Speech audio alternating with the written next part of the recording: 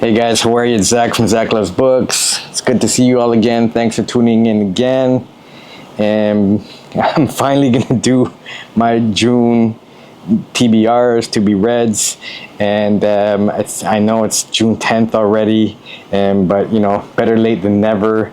I'm not gonna make this same mistake as I did, I think, in April, where I tried to overread or say I was gonna read so many books and never got through like not even half of them. So this time I'm going to keep it a little realistic and make it a mix of like short books, long books. And what I'm really excited about is that I heard that on the internet, on BookTube, during June, it's Caribbean month.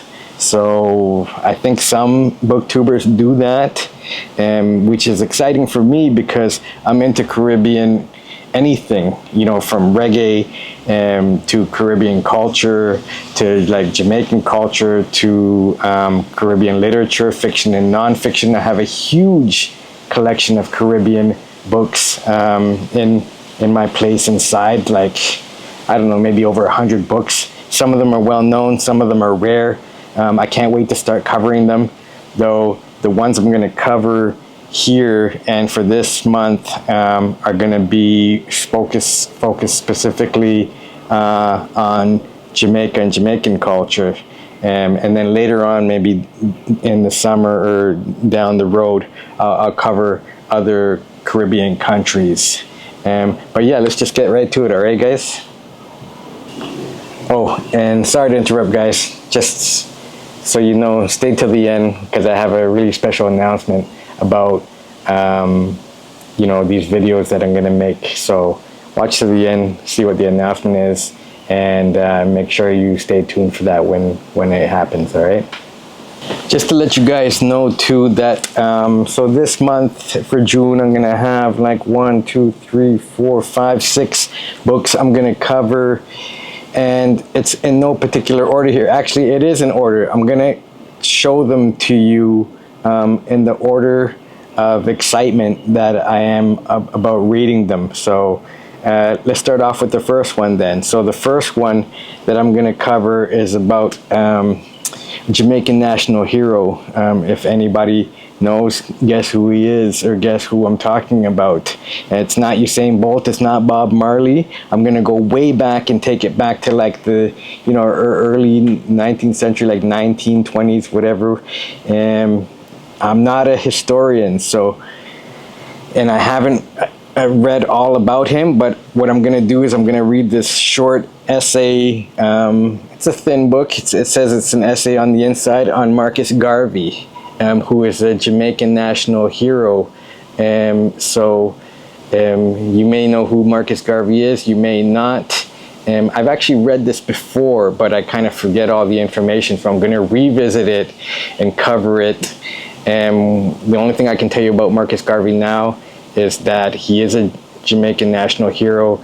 If you listen to a lot of reggae, you'll hear a lot of reggae artists, especially like you know, the Rastas and the Dreads, mention him in a lot of the dance hall not the dance hall music, but the other type of reggae music, where they revere Marcus Garvey.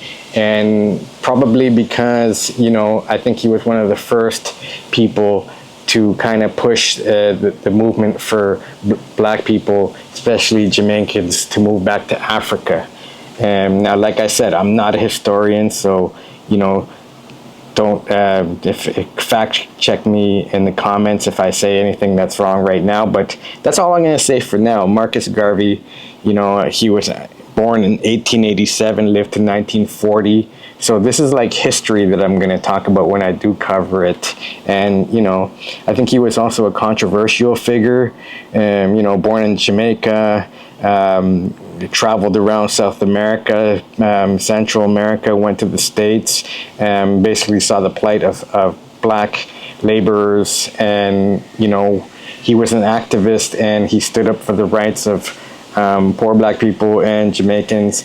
And that's all I can say for now, but I'll be able to expand on that when I read this and come back and review it. So that's my first pick.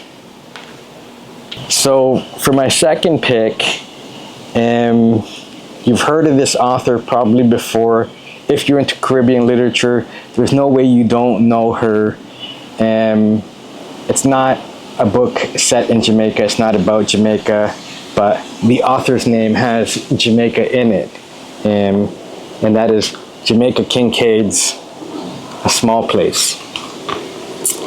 I started reading this a long time ago, and it's a short book. You can see here, it's like, what, maybe, yeah, like 80 pages long. Sorry about that. But what this is actually Jamaica Kincaid. I think she was born and raised in Antigua, if I'm not mistaken. Fact check me if I'm wrong. But she wrote a couple other books. I haven't read any Jamaica Kincaid except for this. I didn't finish it. I started it, and it's very intriguing because basically she just talks about it from her point of view. Saying that, like, if you came to Antigua and you're a tourist, this is what you see as a tourist. But then she kind of exposes the reality of what life really is like in Antigua, and for Antiguans, I don't know if that's how you pronounce it, but for people that live in Antigua. And so she kind of contrasts the reality of what you see as a tourist as opposed to what life is really like for most people who live in Antigua. This was written a long time ago, I think. This is a very old copy, originally published, I think, in 1988. But it's such a cool little poetic piece of nonfiction. It's like kind of an ode, like an ode to Antigua in a way. When I started reading, I just find it so beautifully written. The way she kind of describes what you see as a tourist kind of ruins all the brochures that you see when you go on this, you know, vacation websites, and you see just what tourists see when they go to resorts. And she talks about, like, you know, the old buildings, and they look dilapidated and beautiful to us, but she basically says that the money is important to those buildings, and she touches on why, like, you know, things like why they drive like Japanese cars there, and the cars are different and whatnot. But I'm not going to give it all away now. That's all that I can remember from what I read, but I didn't finish it all, so I'm going to completely tackle this, and, you know, at the end of June, come back and tell you all about it. So yeah, I'm excited about that. I'm so excited. I actually have 2 copies of this book. I love this cover. I love this cover too. So that's how you can tell how much someone loves a book, when they have 2 copies of it, because anytime I see it, I pick it up. And, you know, I plan to probably give one of these away to somebody, but that's my second pick that I'm really excited about. The third book that I'm excited about, and he's a Jamaican author. He grew up in Jamaica. I don't think he's no longer with us, but from what I've read, he's kind of revered in Jamaica. And correct me if I'm wrong, if you're Jamaican and you're watching. And the thing about him is that he's not a black author, he's a white author. He's white Jamaican, so he actually grew up in Jamaican. I read his memoir, and you know, his memoir is fascinating. You know, he grew up in Jamaica, I think, before independence, you know, maybe 1930s, 1940s. And, you know, he was raised there as a kid, I guess around the time that Ian Fleming was there. And so he grew up a really privileged lifestyle out in the country, house, maid and whatnot, but he grew up in the country, and his grandfather had a piano store in Kingston, and that's probably back when Kingston didn't look anything like how it looks now. But you know, he eventually immigrated, I think, to, I don't know if he went to Atlanta first and then Canada, but he became a writer. And his memoir is called, what's it called? Something, geez, I forget what the name is called. Something about the darkness will show you, or something like that. Anyways, his name is Anthony Winkler. And he wrote 4 books. This one's called the Duppy. Duppy in Jamaica means ghost. So, Yeah, he wrote his memoir when he said "Trust the Darkness." That's what it was called, which I love the title because in his memoir he just writes about how he always knew he was destined to write. And there's a scene in it where he grows up, you know, in the Jamaican school system, and he has to write a story. And the story that he writes is about a Canadian winter. And when his teacher reads it, he calls him up and he says, Tony, like, have you ever been to Canada? And he says, no. And then he's like, so you've never experienced a winter there? You've never went anywhere where there's a winter? And he's like, no. He goes, you're going to be a writer. But anyways, that's his memoir. This is his fourth book, but I started reading this already. I've owned it for years. I've never read it. I think I bought it when I was in Barbados. The same with, I bought also the Marcus Garvey book when I was in Barbados. But yeah, like, I'm really excited to read this one. From what I've read, or I don't even want to give it away, but this should be really good. And from what I've read, it's funny so far. So this is one that I'm excited to read and finish and get back to you about. It's only like, it's 24 short chapters. So stay tuned to hear what I say about this one, all right? So my fourth pick, TBR, for June, continuing on with my Jamaican literature, is one that I'm really excited about. It's probably the one that I'm most excited about any of them because there's a lot of folklore behind it. And I'm just going to show you this. Is when I got this book, and I must have got it at a book sale, like there was this article in the book. I love when there's articles in books. Jamaica's Ghostly Experience, it says. This book, which is The White Witch of Rose Hall by Herbert G. de Lisser. Herbert G. de Lisser is a Jamaican author. I'm not sure if he was a historian or something like that, but written by a Jamaican. I'm sure Herbert was a black Jamaican. I'm not sure. I'll have to look it up. But this is like an old cover, and it's a beautiful cover when you look at it. This is a ghost story set in one of those old plantation houses, which is still in Jamaica today, in St. James, near Montego Bay. Looks like this. This postcard was also in the book. That is the Rose Hall estate, still standing. And people actually go there and get tours of the estate. And the big thing about this place is that it's said to be haunted by the governess who lived there at one point, named Annie Palmer. She's said to have like ruled with an iron fist. She had 3 husbands, which I think they say, according to legend, I don't know if it's true, that she murdered. And also, so she was like a black widow. And also I heard that, I don't know if she had some slave lovers, and I don't know if she murdered them as well, but, you know, I think the slaves were afraid of her. This book is basically, I think, about, from what I've read from the beginning, it's about her and her relationship with one of her accountants, Robert Rutherford.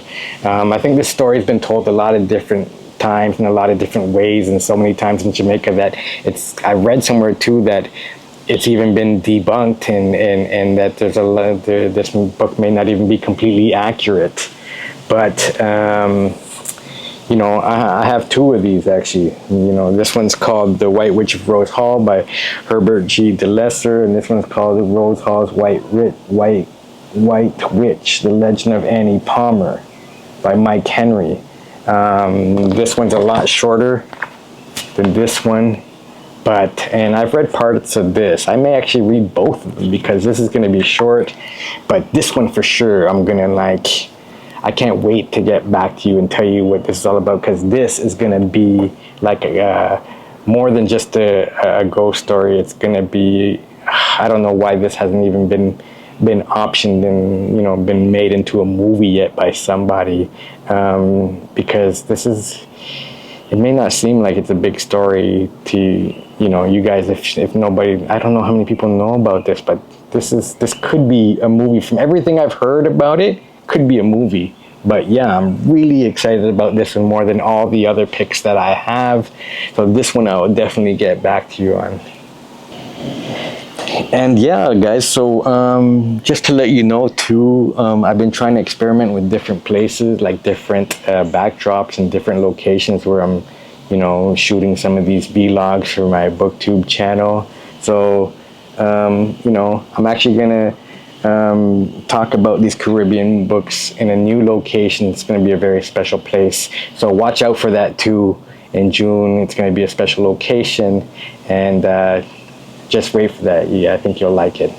Here's one I'm excited about. Years ago, I bought some books. They were a series of not even nonfiction books. They're like short story books. They were based in different cities. I'll tell you now, and they were like kind of like crime books, like Noir. There was Toronto Noir, Chicago Noir, New York Noir. There's a whole slew of them, and I have a couple inside, but this one I'm really excited about. This one is called Kingston Noir. Just look at that cover, it looks amazing. So this is like a compilation of short stories by mostly, I think, Jamaican authors. So, you know, this is going to be more modern. The reason why I'm tackling this is because I know that I can't always get to all the books I'm going to read on my TBRs, but this is short story, so I'm probably going to read a short story here or there.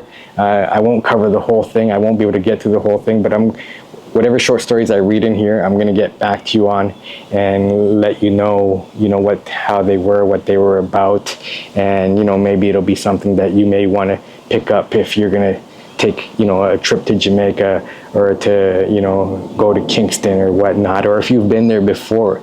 But yeah, I'm really excited about that one. Okay, guys, so yeah, it's the last pick that I have here.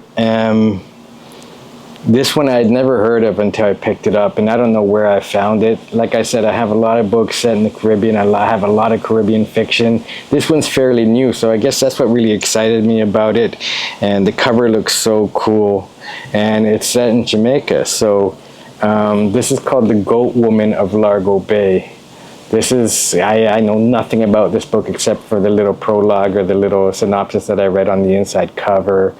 So from what it sounds like, it's a detective story, and it's about a bartender in a small fishing village, and he's like the right-hand man of an American who owns this bar and hotel that's like ruined by the hurricanes.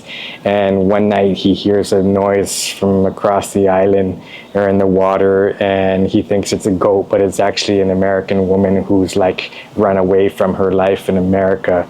And then he, you know, hears a gunshot one night, and then they find out that someone's trying to harm her, and that somehow it's got to do with the elections coming up. So it sounds exciting, and the cover's great. And based on all that reading, I don't know if I'll get to this one, you know, by the beginning of July, but I'll definitely get back to you on this one probably by the end of July, because I'm excited to read it, and I'm excited to get back to you on it to let you know, whether it was good or not, and if it was a good detective story overall set in the islands, because if it is, it'll be a great beach read if you ever go. So yeah, that's it for me now, guys. So that's about 5-6 picks, all Caribbean picks for the month of June. And so we'll see you a month from now with those, all right? Take care, guys, until next time, and don't forget to like and subscribe if you like the content.